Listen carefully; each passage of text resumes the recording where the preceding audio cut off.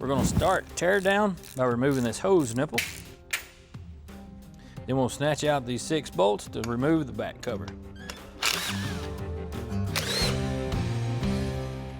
With the cover removed, you can look at the impeller and it'll tell you whether or not it's a standard or reverse rotation.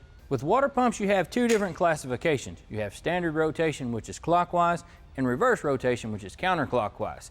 And both of these have 2 different impellers. If you put the wrong one for your setup, well, you're going to run into cooling problems. Next, you need a press and a bolt to push the shaft out of the hub. After that, a deep well socket can slowly push the impeller and the shaft assembly out of the housing. With our housing all empty, we're going to toss it in the blaster for a little cleanup work.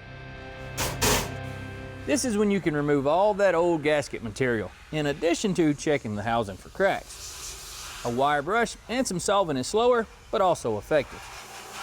This rebuild kit seriously comes from a company called Zip Corvette Products and includes everything from a new shaft, impeller, front hub, bearings, everything and anything we need to rebuild this thing good as new.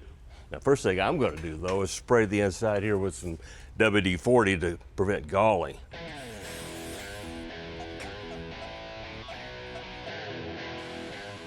The longer end of the shaft is grooved, and that's the part that gets pressed into the housing.